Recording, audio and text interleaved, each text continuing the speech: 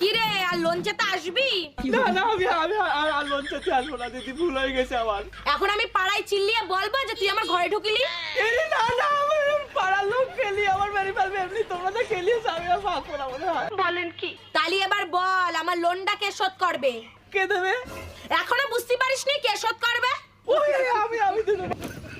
নে এবার হাট। ওরা কেন মা এ কাজ করতে এসে আমার কি দশা হয়েছে বাবা।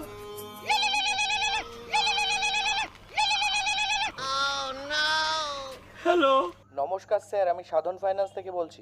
হ্যাঁ বলেন। আমাদের কোম্পানিতে কিছু স্টাফ লাগবে, আপনি